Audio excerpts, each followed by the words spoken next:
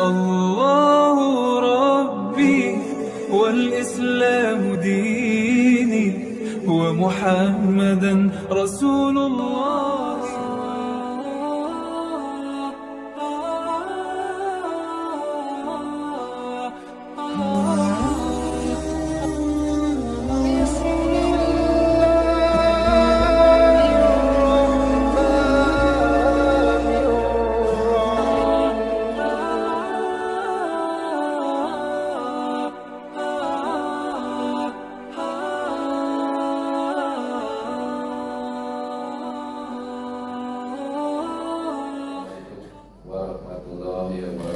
Waalaikumsalam warahmatullahi wabarakatuh.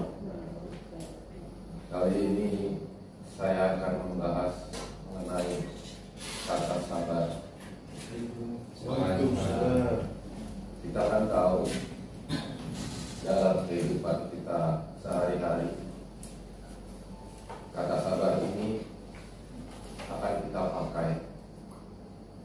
Misalnya kalau kita di rumah,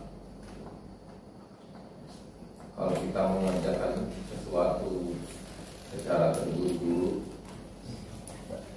pasti keluarga di rumah itu kan ngomong sabar.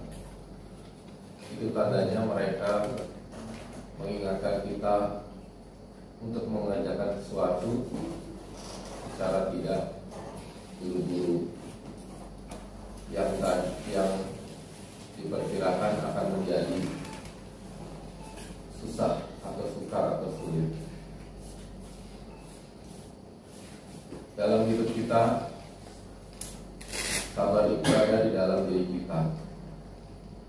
Sabar itu harus kita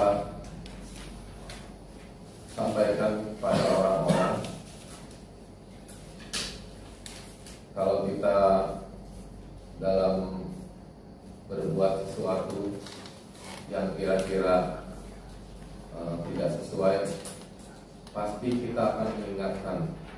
Bisa kita mengingatkan teman atau mengingatkan keluarga untuk bersabar dalam mengerjakan sesuatu.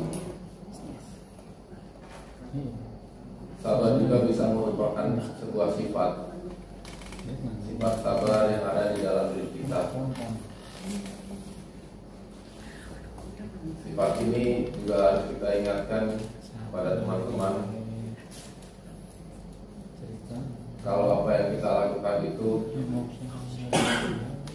jangan terburu-buru atau tergesa-gesa. Di kehidupan sehari-hari kita juga suka emosi sama teman kerja atau sama tetangga. Ya, ambil contoh lah, kalau kita di rumah, kalau ada tetangga kita yang mungkin dia punya pagar bagus, buka pagarnya kencang itu sampai kedengaran, sedangkan kita yang di rumah dengarnya pasti ngomong, ini kenapa sih tetangga kalau buka itu kencang banget, mentang-mentang pagarnya bagus. Akhirnya kita jadi kayak marah begitu. Itulah yang kita harus sabar terhadap tetangga kita sendiri. Kita kan nggak tahu kenapa dia buka pintu seperti itu. Apakah pintunya keras, ataukah memang dia sengaja membuka pintu secara keras. Nantinya kita jadi susnuzon, berprasangka buruk. Susnuzon, berprasangka buruk.